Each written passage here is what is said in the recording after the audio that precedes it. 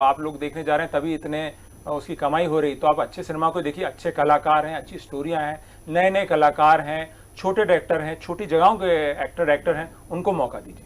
अच्छा, कोई ऐसा सवाल जो हमसे चूक गया हो और आप बोलना चाह रहे हो अपने दर्शकों से, तो कुछ कहना चाहेंगे? मैं दर्शकों को यही कहना चाहूँगा कि अपने बुजुर्गों का सम्मान कीजिए, अपनी संस्कृति का सम्मान कीजिए, अपने धर्म का सम्मान कीजिए। आप किसी भी धर्म के हो, पर अपने धर्म का सम्मान कीजिए। बहुत धन्यवाद विक्रम जी हमारे साथ जुड़ने के लिए। बहुत शुभकामनाएं आपको डीएन के परिवार की ओर से। Thank you. और सबसे बड़ी चीज़ ये है कि चाहे फिल्म आदिपुरुष हो, चाहे वो आरआरआर हो, चाहे बॉलीवुड की कोई भी मूवी हो, सबसे बड़ी चीज़ है कि आपका सिलेक्शन ऑफ मूवी क्या है। सबसे बड़ी चीज़ यही है कि अगर आप देख रहे हैं तो अपने बच्चों को नसीहत दीजिए कि वो मूवीज़ देखें जो आपको कुछ सिखाएं। साथ ही अगर आदिपुरुष वैसी मूवी में कुछ गलत होता है तो उसका विरोध करना भी सही है, और ऐसा नहीं है कि गलत देखकर आप चुप रह जाएं। फिलहाल इस खास पेशकश मुझे दीजिए इजाज़त। देखते रहिए डीएनएन। नमस्कार।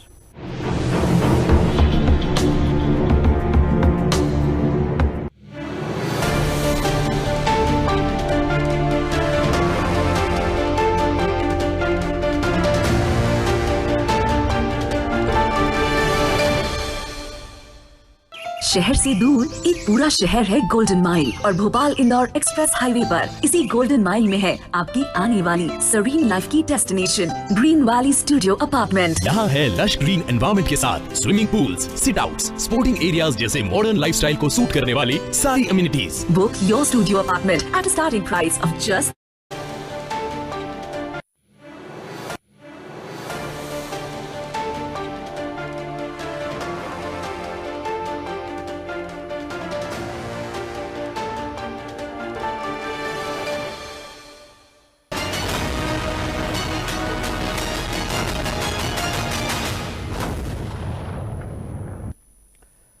नमस्कार, आप देख रहे हैं बिग डिबेट और आपके साथ मैं हूं दीपेश जैन। मध्य प्रदेश में चुनावी मौसम है, लिहाजा सियासी बयानों की बरसात हो रही है और एक दूसरे पर जमकर कटाक्ष किए जा रहे हैं, एक दूसरे की विदाई की बात कही जा रही है, तो फिर से सरकार बनाने या अगली सरकार बनाने के दावे भी किए जा रहे हैं। ऐसे में मुख्यमंत्री शिवराज सिंह चौहान ने पूर्व मुख्यमंत्री और प्रदेश कांग्रेस अध्यक्ष कमलनाथ को करारा जवाब दिया। दरअसल कमलनाथ ने एक सभा में कहा कि हम बीजेपी सरकार को विदाई देने वाले हैं, लेकिन इसके बाद जब मुख्यमंत्री शिवराज सिंह चौहान एमएसएमई के एक कार्यक्रम में शामिल हुए तो वहां पर उन्होंने ये जवाब दिया और कहा कि हम फिर से सरकार बनाने जा रहे हैं। बस 3-4 महीने की बात है, हम फिर सरकार में लौटने वाले हैं। तो दावे दोनों ओर से लगातार किए जा रहे हैं, रणनीतियां भी बनाई जा रही हैं और ख़ास तौर पर जो फोकस है दोनों ही दलों का वो है हारी सीटों पर मंथन, और हारी सीटों पर कब्जा करके, या यूँ कहें कि हारी सीटों पर जो गलतियां हुई थी दोनों ही दल उस पर पूरा फोकस करके और उन्हें जीत में तब्दील करना चाहते हैं। तो भोपाल में एमएसएमई का सम्मेलन हुआ जहां पर सीएम शिवराज ने कहा कि रोजगार के नए नए अवसर युवाओं को उपलब्ध कराए जा रहे हैं। तो साथ ही साथ उन्होंने कहा कि जो भी योजनाएं शुरू की हैं वो बंद नहीं होंगी। 3-4 महीने बाद चुनाव हैं और चुनाव बाद हम एक बार फिर सरकार बनाने जा रहे हैं। बचा क्या है? मध्य प्रदेश की जनता, आप भी सब दूसरे जिलों से बात करते हैं, मध्य प्रदेश की जनता अब शिवराज सिंह जी को विदा करने के लिए तैयार है। हम भी विदा करेंगे, मैं भी विदा करूंगा, पर बड़े प्यार से विदा करूंगा। ये और ये मत सोचिए कि 3-4 महीने में चुनाव आने वाले हैं, क्योंकि आगे भी हम ही आने वाले हैं, उसकी भी आप परवाह मत कीजिए।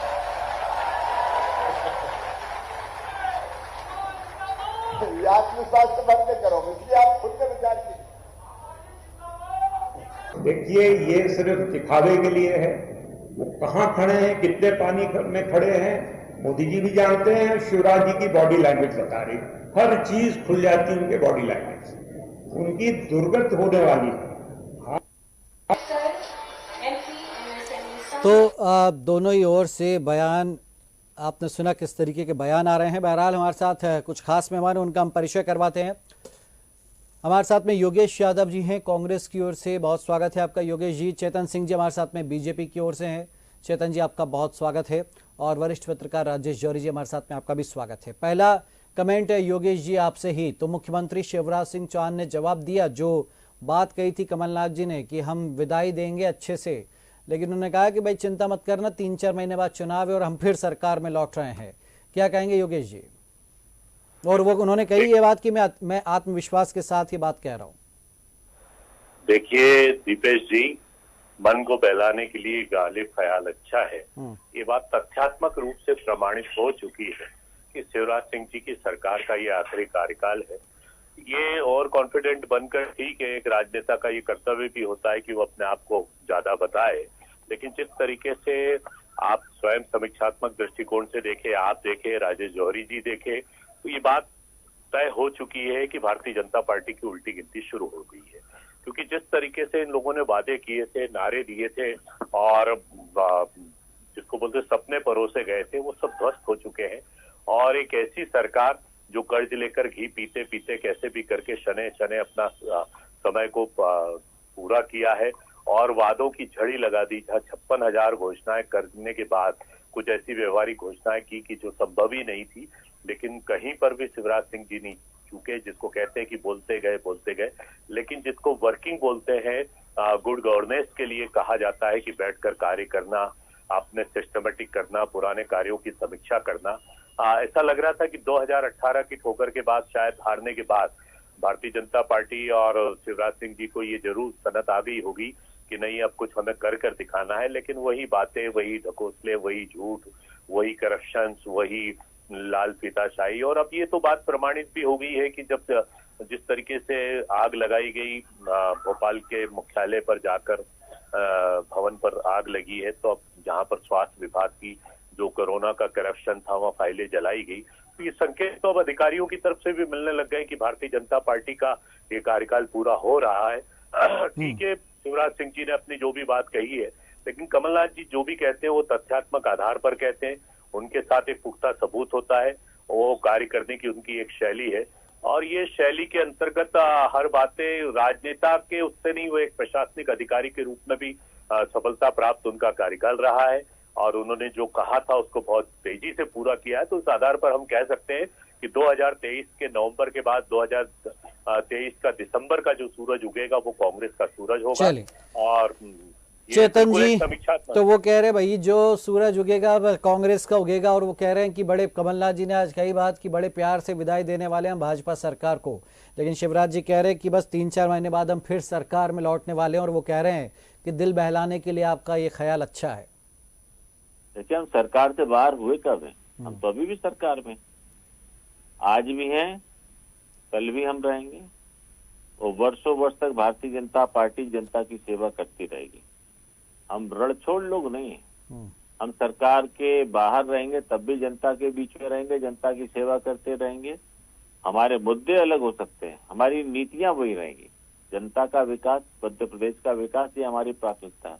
अब आदरणीय कमलनाथ जी को कांग्रेस में जिन लोगों ने घेर कर रखा है, और जो लोग कांग्रेस में अपने अपने मंसूबे लेकर के काम कर रहे हैं, तो कमलनाथ जी को तो ये कहना पड़ेगा कि हम आ रहे हैं। क्योंकि आने वाले समय में जिस प्रकार का जो घटनाक्रम हम दूर दूर तक देख रहे हैं कि कांग्रेस में अनुशासन नाम की कोई चीज है नहीं। अभी आपने देखा होगा 3-4 स्थानों पर किस प्रकार से झगड़े चल रहे हैं। कांग्रेस ने अपने मूल चरित्र का उदाहरण, शानदार उदाहरण प्रस्तुत किया है। अभी रवि भदौरिया जी का जो एक मामला था उज्जैन का, छोटी सी बात को लेकर के इतनी कांग्रेस डरी हुई है कि उसका वर्णन करना भी मैं समझता हूं कि ठीक नहीं हुआ। क्योंकि मैं नहीं चाहता कि मेरे उस वर्णन से किसी की अपनी स्वयं की जो भावना है उसको कहीं ठेस पहुंचे। मेरे मित्र को मैं कहना चाहूंगा कि मुंगेरी लाल के हसीन सपने तो आप लोग देखते हैं और खुली हुई आंखों से आप लोग देख रहे हैं सपने, तो ये और अच्छी बात है ना। क्योंकि लोग तो कहते हैं कि जब रात को आदमी सोता है वो प्रातःकालीन जो सपना देखता है, आंख बंद करके देखता है, वो सपने सच होते हैं। लेकिन ये तो मेरे भाई मुंगेरी लाल के हसीन सपने देख रहे हैं, इनके सपने कहाँ तक सच होंगे, कहाँ तक साकार होंगे, मेरी समझ से बाहर है। आप इनसे ये पूछिए कि 16 महीने की आपकी सरकार में आप अपना एक ऐसा डॉक्यूमेंटेशन का विजन लेकर के बता दीजिए कि हमने किया है। आपने कर्ज माफी के वादे किए, आपने कहाँ तक किया है ये आपको ज्यादा अच्छे से पता है। आपके युवराज राहुल गांधी जी ने कहा कि हम 10 दिन में हम चीफ मिनिस्टर बदल देंगे, आपने नहीं बदला, माफ करना। लेकिन उन नीतियों पर, लेकिन उससे बहुत आगे की बातें हो गई चेतन जी। अब तो सीधे सीधे अधिकारी कर्मचारियों को कह रहे हैं कि आज के बाद कल आता, कल के बाद परसों आता, और सबके नाम नोट हो रहे हैं, धमकाया जा रहा है, या यूं कह रहे जो आप लोग कह रहे हैं कि धमकाया जा रहा है, वो कह रहे सब अधिकारियों के नाम नोट हो रहे हैं। अब बीजेपी गुस्सा हो रही है, आपके जो प्रदेश मीडिया प्रभारी वो कह रहे हैं कि भाई इतनी बौखलाहट ठीक नहीं है। अधिकारी कर्मचारियों को लेकर जो बयान आ रहे हैं कांग्रेस की ओर से, उस पर क्या कहेंगे चेतन जी? दीपेश जी, ये 16 महीने में हमारी 15 साल की सरकार में बैठे हुए अधिकारियों को कुछ कर पाए क्या? देखिए, हम किसी का अगर चाल चरित्र चेहरे का अगर वर्णन करेंगे तो उसका पास्ट देख के करेंगे ना। 16 महीने में तो ये 16 लोगों पे कुछ कर नहीं पाए। वो बड़ी बड़ी बातें करते थे कि व्यापम का घोटाला हुआ है, ई ट्रेंडिंग का घोटाला हुआ है, वो ना जाने कितने घोटाले ये गिनाते थे। कुछ नहीं कर पाए क्योंकि इनके पास करने के लिए कुछ था ही नहीं। हम सत्यता के साथ, ईमानदारी के साथ जनता जनार्दन की सेवा कर रहे हैं। और ये अभी जिनको धमकाने का काम कर रहे हैं ना, ये इनकी धमक में कोई आने वाला नहीं है, इसीलिए तो बार बार धमकाया जाता है। इनकी धमक में कोई नहीं आने वाला है। ये मैं योगेश जी से यही पूछ लेता हूँ। योगेश जी, ये भी एक क्या ट्रिक है आप लोगों की कि अधिकारी कर्मचारियों को डराइए, धमकाइए कि सबको? अब देखिए क्या हुआ था बैरसिया में, आपके एक पार्टी के नेताओं बल्कि बता रहे कि कोई प्रदेश उपाध्यक्ष या कार्यकारी अध्यक्ष जो भी हैं, उनने कहा एसडीएम को नालायक, बेवकूफ सरेआम मंच से कहा, और बोले ये पीए बने फिर रहे हैं, इस तरह की बातें। ये अधिकारी कर्मचारियों की नाराजगी का कोई डर नहीं है क्या आप लोगों को, योगेश जी?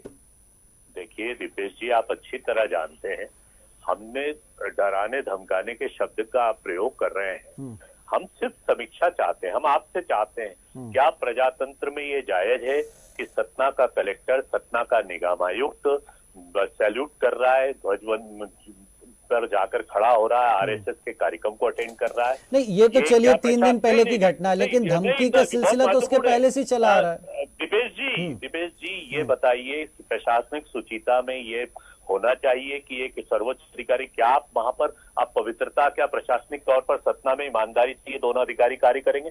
ऐसे ही संपूर्ण मध्य प्रदेश में भारतीय जनता पार्टी ने प्रशासनिक तौर पर अधिकारी कर्मचारियों की एक बी टीम तैयार की है। अब वो बी टीम क्या करती है? बी टीम सामान्य आदमी से ढंग से बात नहीं करती, अल्पसंख्यक से बात नहीं करती, और जो व्यक्ति यदि भारतीय जनता पार्टी या आरएसएस से प्रेशराइज होकर या रिकमेंड लेकर काम लेकर आता है, उसको उसके काम जल्दी हो जाते हैं, वरना वो लाइन में सड़ जाता है। यही तो भोग रही है। आरोप तो ये लगते हैं कि कांग्रेसियों के काम जल्दी होते हैं भाजपा की सरकार में, भाजपा वालों के होए ना होए। नहीं, आप तो पूरा आरएसएस केंद्रित हो गया मामला। आपका कोई कार्य नहीं हो रहा, करप्शन हो रहा है, आपसे किसी नहीं। इस बात में कितनी सच्चाई कि कांग्रेसियों के काम पहले हो जाते हैं, योगेश जी? नहीं, ऐसा कुछ नहीं है। अच्छा। कांग्रेसियों के काम रोके गए हैं। भारतीय जनता पार्टी के इंटेंशनली हमने उन लोगों की लिस्ट बनाई है कि जो आरएसएस से संबंधित या आरएसएस के दबाव में जो अधिकारी काम कर रहे हैं, वो जान करके यदि कांग्रेस का कोई कार्यकर्ता वहां पर पहुंचता है, और ये तो पार्षद के रोके जाते हैं, विधायकों के रोके जाते हैं, सांसदों के कार्य रोके जा रहे हैं, ये प्रशासनिक। अच्छा, पहली बात, मेरी बात पूरी नहीं हुई दीपेश जी। सर, मैं आपको इस बात का जवाब देना चाहता हूं। मेरे भाई हमेशा बोल रहे हैं बार बार की 16 महीने की सरकार, तो मैं स्पष्ट कर दूं कि 11 महीने की सरकार में 10 दिन में नहीं, मात्र 10 मिनट में पहले सिग्नेचर कमलनाथ जी के कर्ज माफी के लिए हुए थे, और 27 लाख किसानों का कर्ज माफ हुआ है। ये आपके कमल पटेल जी ने, कृषि मंत्री जी ने खुद विधान पटल पे अब ये तो आप लोगों का जवाब मुझे रट गए, इसलिए ना कोई। हाँ, ठीक है, ये आरोप बहुत जरूरी है। और मैं इनसे प्रश्न करना चाहता हूं कि 18 साल की सरकार में मैं बता दूं कि आपने मध्य प्रदेश को कैसे डायलिसिस पर पहुंचा दिया, कैसे अंत कर दिया। इसलिए हम विश्वास के साथ कह रहे हैं कि 2023 में सरकार बदलने वाली। राजेश जी को लाते हैं बीच में। राजेश जी, तो ये आत्मविश्वास है या अति आत्मविश्वास है? कमलनाथ जी कह रहे हैं बस हम विदाई देने वाले हैं, 4 महीने का वक्त बचा है बीजेपी के पास में।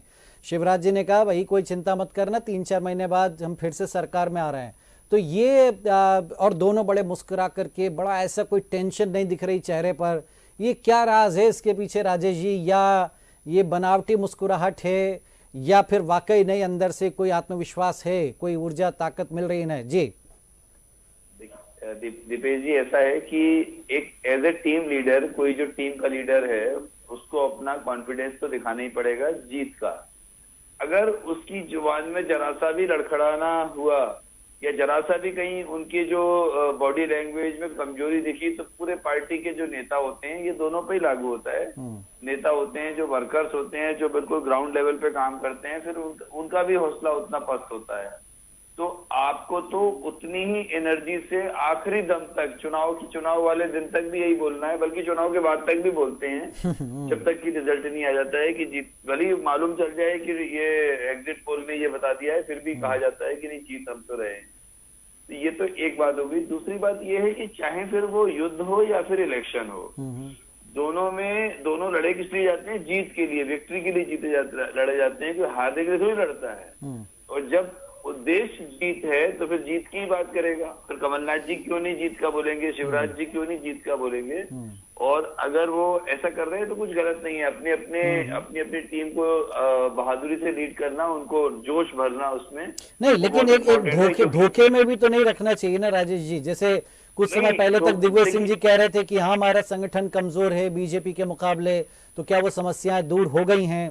क्या कांग्रेस को ग्वालियर चंबल में लीडर मिल चुका है? या बीजेपी में जो समस्या है कि आपके नेता नाराज होकर के पार्टी छोड़ करके जा रहे, तो क्या आपने उस समस्या का हल ढूंढ लिया? मैं ये समझना चाह रहा हूँ कि भाई एक तो हो गया वाकई आत्मविश्वास बढ़ाना, और एक हो गया कि साहब धोखे में रखना। जी नहीं, देखिए अभी आपने देखा कटनी क्षेत्र में एक और बड़े नेता जो हैं वो छोड़ के चले गए बीजेपी को। ये छोटी छोटी चीजें, पूर्व विधायक भी रहे हैं, और वो सब उसके पीछे बहुत सारे कारण हैं। देखिए, जब सत्ता पक्ष होता है तो लोगों को, जो नेताओं को और कार्यकर्ताओं को बहुत सारी उम्मीदें होती हैं। जब उन उम्मीदों पे खरे नहीं उतरते हैं, ये कांग्रेस में भी होगा अगर इतने लंबे समय सरकार रहेगी, जिसकी भी सरकार, तो अब वो जो उम्मीदों पे खरे नहीं उतरना और उस कारण से पार्टी छोड़ना, उस कारण से जितना उन लोगों के पार्टी छोड़ने से जितना मॉरल डाउन होता है कार्यकर्ताओं का, क्योंकि सब अखबारों में छपता है, चैनलों पे आता है, तो सोशल मीडिया का जमाना है, वो पूरा अपनी भड़ास निकालते हैं जो लोग पार्टी छोड़ने वाले होते हैं, दोनों तरफ के लोग। तो उसको काउंटर करने के लिए आपको ये ओवर कॉन्फिडेंस की बात नहीं है, अपना कॉन्फिडेंस बनाए रखना बहुत इंपॉर्टेंट है। लेकिन जो चिंता की बात ये है कि जो एज ए सोशल साइंटिस्ट जो हमें लगता है कि ये सब तो ठीक है कि अपने लोगों का विश्वास बढ़ा रहे हैं, पर दोनों पार्टियां जिस तरह से जो फ्रीबीज के चक्कर में पड़ गए हैं कि भाई आप 500 रुपए में सिलेंडर दोगे, चलो हम और कम में कर देते हैं, भाई इस तरह से ये कुल मिला के एक तरह से देखा जाए तो ये जो ट्रेंड है जो अपनी भारत की राजनीति में शुरू हो गया है, जो पहले ऐसा नहीं था। ये जब से आम आदमी पार्टी ने दिल्ली और पंजाब की सरकार बनाई है, तो हम लोगों को समझ में आ गया कि यही तरीका सबसे अच्छा है। जबकि ये दोनों पार्टियां राष्ट्रीय पार्टियां हैं, बहुत बड़ा इनका बेस है, इनका खुद का अपने कार्यकर्ताओं का काफी बड़ा बेस है, और इतना स्ट्रॉन्ग इनका जो है इनकी नींव है, इन दोनों को इस पर नहीं जाना चाहिए था। और अभी तो नई चीज हो रही है जो कांग्रेस ने भी कही है, और कांग्रेस ने ही कही है अभी तक तो, कि पुरानी पेंशन व्यवस्था बहाल करना। कितना, मतलब आप सोचिए, पुरानी पेंशन व्यवस्था को खत्म करने के लिए उसके पीछे जितने आयोग हैं, शुरू से उस पर जितने पिछले 20-25 सालों में जो आयोगों की रिपोर्ट पढ़ेंगे आप, तो समझ जाएंगे कि देश के भलाई के विकास के लिए पुरानी पेंशन व्यवस्था खत्म करना क्यों जरूरी था।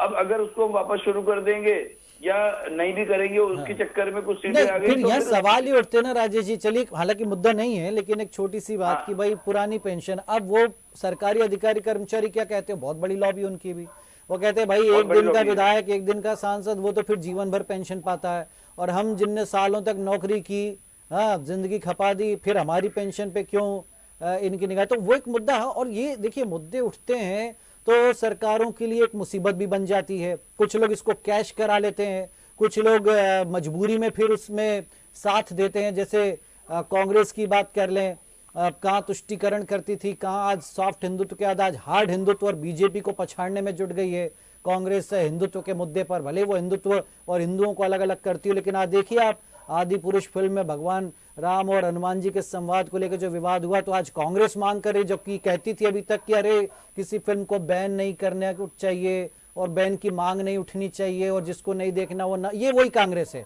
वही आज आदि पुरुष का विरोध कर रही। तो ये देखिए, ये मजबूरियां आ गई ना राजनीतिक दलों के सामने। नहीं, पर ये अच्छा साइन है। देखिए, आप समझिए, ये अच्छा साइन है जहां पर एक तरफ एक टाइम था कि चाहे फिल्म इंडस्ट्री फिल्में बनाने का हो, चाहे राजनीति का कोई हो, चाहे हास्य का मामला हो, स्टेज स्टैंड अप कॉमेडी हो, सब में भारतीय जो अपने जो सनातनी भगवान है, वो चल रहा था। है। हाँ, तो ये बहुत अच्छा हो गया है। नहीं, लेकिन ये मुनव्वर फारूकी के समय ये चुप हो जाते हैं, तब ये मुनव्वर फारूकी के साथ खड़े होते हैं ना। दिक्कत ये है राजेश जी, आज भोपाल में एक वीडियो वायरल हुआ, 6 मुस्लिम लड़कों ने एक हिंदू युवक को कुत्ते की तरह, जानवर की तरह उसके साथ सलूक किया।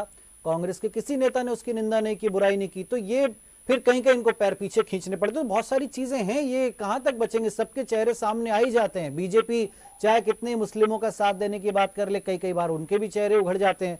तो योगेश जी, खैर ये देखिए, अब मुद्दे से हम थोड़ा सा डाइवर्ट हो गए, लेकिन जो बात है कॉन्फिडेंस की और जो मुद्दे, आप क्या फ्री ब्रिज के साथ चुनाव जीतना चाहते हैं, या फिर वाकई जो हमने पिछले चुनाव में ऐसा नहीं देखा था मध्य प्रदेश में कि ये फ्री कर देंगे, वो फ्री कर देंगे, आप लोग सीख कर आ रहे हैं आम आदमी पार्टी से, केजरीवाल से, यहाँ उनने कर दिया तो हम भी करेंगे, ये सब आप लोगों को ट्रिक मिल गई है आसान सी। वरना इसके पहले दूसरे मुद्दों पे चुनाव लड़े जाते तो उनने कितना काम किया, कितना नहीं किया।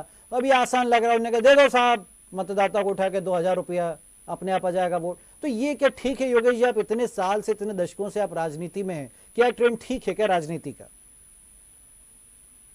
योगेश जी। जी हाँ दीपेश जी, सबसे पहले मैं मुद्दे की बात करूंगा। मुद्दा यह है कि भारतीय जनता पार्टी चुनाव क्यों हार रही है। तो पहली बात तो जनता चुनाव हरा रही है क्योंकि झूठ बहुत बोला गया इस 18-19 साल के कार्यकाल में। झूठ पर झूठ, झूठ पर वादों पर वादे, नारों पर नारे। और दूसरी बात है, भारतीय जनता पार्टी को कार्यकर्ता, संघ का खाटी कार्यकर्ता हराने के लिए आतुर है। आप जानते हैं संघ और भारतीय जनता पार्टी के जो पुराने कार्यकर्ताओं का क्या असर हो रहा है, क्या उनको अपमानित किया जा रहा है, क्या ज्योतिराज सिंधिया जी के कार्यकर्ताओं के माध्यम से उनको प्रताड़ित किया जा रहा है, क्या केपी यादव का बयान आ रहा है गुना में। तो भारतीय जनता पार्टी का जो मूल कार्यकर्ता था, जिसको बोलते थे हम लोग कि भाई चने चबेने खाने वाला कार्यकर्ता, वो तो एक तरफ हो गया है। अब तो फॉर्च्यूनर और स्कॉर्पियो वाले कार्यकर्ता भारतीय जनता पार्टी में पैदा हो गए। तो सबसे पहले हताशा और निराशा मैं जो देख रहा हूं वो भारतीय जनता पार्टी के कार्यकर्ता में, जो खाटी कार्यकर्ता है जिसने कार्य किया। आप क्या इसको कम उदाहरण मानेंगे कि एक बजरंग दल, बजरंग दल के कार्यकर्ता यदि इंदौर के अंदर शराब के लिए, सट्टे के लिए, जुए के लिए प्रदर्शन करने आते हैं तो पुलिस उनको घायल कर देती, घायल करके मारती। और आज बजरंग दल अच्छा लग रहा है आपको योगेश जी? नहीं, मैं नीति की बात कर रहा हूँ। अच्छा। मैं सिद्धांत की बात कर रहा हूँ, मैं कार्रवाई की बात कर रहा हूँ। यही बजरंग दल जब किसी फिल्म का विरोध करता था योगेश जी, तो आप कहते थे ये गुंडे हैं, ये क्या ठेकेदार बन गए हैं क्या? वही काम तो आज कांग्रेस के नेताओं ने किया आदि पुरुष फिल्म का विरोध करके। जी नहीं तो मुंतजिर ने क्या भारतीय जनता पार्टी का कार्यकर्ता, ये कोई संवाद है फिल्म के? आदि पुरुष के संवाद भाजपा के लोग विरोध कर रहे हैं योगेश जी, भाजपा के लोग विरोध कर रहे हैं फिल्म का। नहीं कर रहे हैं, भारतीय जनता पार्टी के लोग चुपचाप बैठे हैं। ये मत कहिए। नहीं, कांग्रेस देखिए क्या संवाद है। आप बताइए भारतीय जनता पार्टी ने किसने आदि पुरुष को बैन करने की मांग की है? आप बताइए, मजाक है क्या कि तो तेरी बुआ तेरा वो तो अब मैं खोल कर दिखाऊंगा, ये क्या मजाक की पिक्चर है क्या? ये पिक्चर है कि भारतीय संस्कृति, सनातन धर्म और राम और रामायण और राम का लावण्य, राम का तेज, राम की ये चुनाव के समय अचानक से जागृत हुआ आपका राम प्रेम? उसके पहले तो कभी मुनव्वर फारूकी पे आप नहीं बोले योगेश जी, यही तो दुख होता है हमें। नहीं, कांग्रेस ने दीपेश जी किसी भी अति को स्वीकार नहीं किया। अति किसी भी तरफ, किसी भी समुदाय से हुई है, किसी भी धर्म से हुई है, हम अति और हम अति के साथ उस आज चूंकि मनोज मुंतशिर है जो कांग्रेस को घेरते आते हैं, जो हिंदुत्व की बात करते हैं, जो राष्ट्रवाद, तो मौका मिल गया आप लोगों को। नहीं, मैं बिल्कुल नहीं कह रहा हूँ ना मैं मनोज मुंतशिर का ना उस फिल्म का समर्थन कर रहा हूँ। वाकई उस फिल्म में घटिया संवाद है और फिल्म में बदलाव होना चाहिए, मैं उसके साथ। लेकिन चेतन जी का कमेंट हम ले ले। चेतन जी, तो देखिए वो कह रहे हैं कि भाई क्यों नहीं जीतेगी भाजपा, क्यों हम विदाई देने वाले हैं, क्या कहेंगे? देखिए, हर इंसान में दो बात होती है, एक खूबियां हैं तो एक खामियां भी है। अब मेरे मित्र का विषय कुछ हो सकता है, अगर ये तराशेंगे तो इनको खूबी नजर आएगी, लेकिन दिक्कत ये है कि ये खामियां ही तलाशते रहते हैं तो इनको बुराइयां नजर आ रही हैं। अरे कभी अपने खुद के आवरण का भी कभी चित्रण करने की कोशिश करो कि इस मध्य प्रदेश में, अभी आपने कह दिया ना कि हम नहीं जीतने वाले हैं, मध्य प्रदेश में भारतीय जनता पार्टी और संघ का कैडर बेस कार्यकर्ता नाराज है इसलिए कांग्रेस जीतेगी। इनका कोई सामर्थ्य नहीं है, इन्होंने खुद को स्वीकार किया है। और मैं भी जवाबदारी के साथ कहता हूं कि कांग्रेस के और कांग्रेस के संगठन में वो सामर्थ्य नहीं है जो भारतीय जनता पार्टी को मध्य प्रदेश में चुनाव हरा दे। और फिर से वही कहूंगा कि आदरणीय कैलाश विजयवर्गीय जी ने जो प्रदेश कार्य समिति की बैठक में जो उदाहरण दिया था, निश्चित रूप से भारतीय जनता पार्टी के कार्यकर्ता अगर पार्टी के काम में मन से लग जाएगा तो कांग्रेस तो छोड़िए साहब, इस हिंदुस्तान की सारी पार्टियां भी बीजेपी के खिलाफ मिलकर के चुनाव लड़े तो उसको चुनाव में नहीं लग जाएगा ना, वही तो आप कह रहे हैं, लग जाएगा। लगेगा कैसे? उसको दिख रहा है कि भाई हमारी सीट तो इनके कोटे में चली गई, इनके खाते में चली गई, तो हमें क्या मिलने वाला, हमारा टिकट तो मिलने ही नहीं। दीपेश जी, भारतीय जनता पार्टी का कार्यकर्ता स्वाभिमान और सम्मान का भूखा है। अगर ये किसी नेता, किसी अभिनेता, अरे भाजपा के नहीं है भाई, जो बाहर से आए वो तो हैं, वो तो आए इसीलिए। नहीं, उसके कारण बात तो यही आ रही नहीं कि भाजपा के जो मूल कार्यकर्ता है उनके अधिकारों का हनन हो रहा है।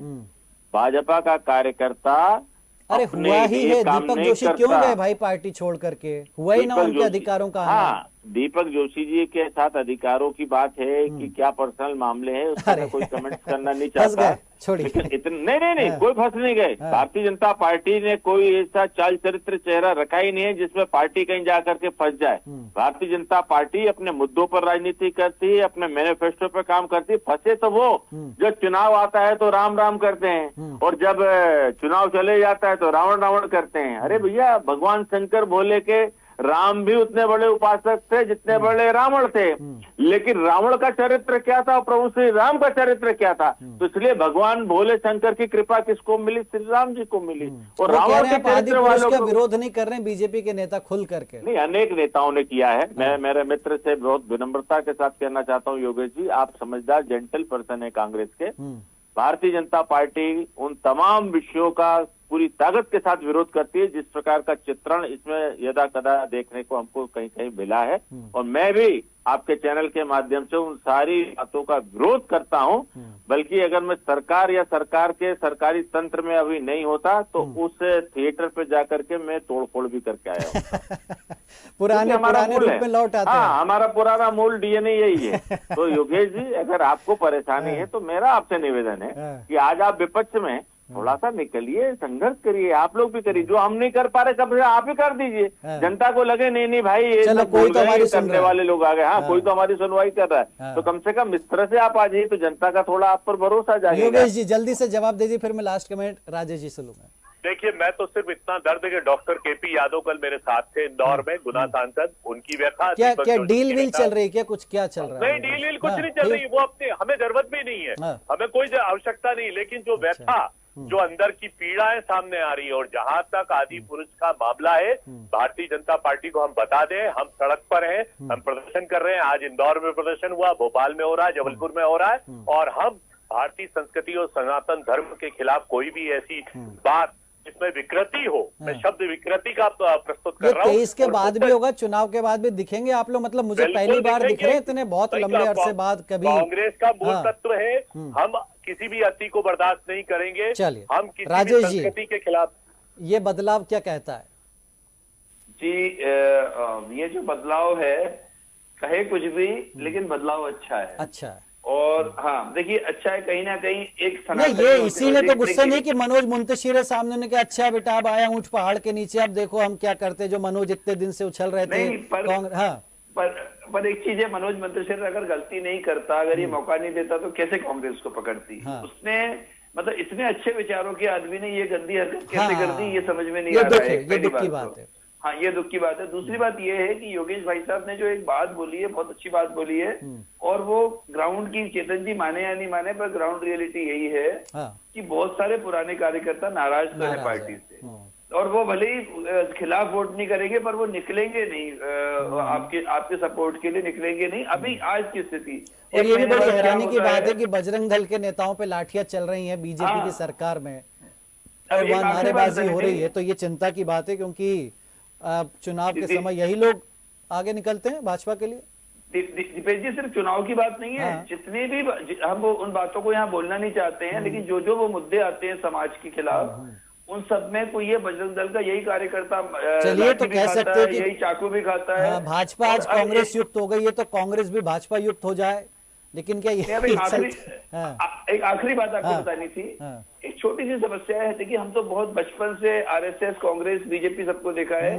पहले जो आरएसएस में कोई पोस्ट होल्डर होता था जिसको दायित्ववान कार्यकर्ता बोलते हैं, तो उसके बारे में ये कहा जाता था कि ये कभी पॉलिटिक्स की बात नहीं करेगा। ठीक बात है। आज आरएसएस एक गेटवे बन गया है पॉलिटिक्स में आने के लिए। यस, इजी वे है। वो कहते हैं ना कि सबसे बढ़िया प्लेसमेंट एजेंसी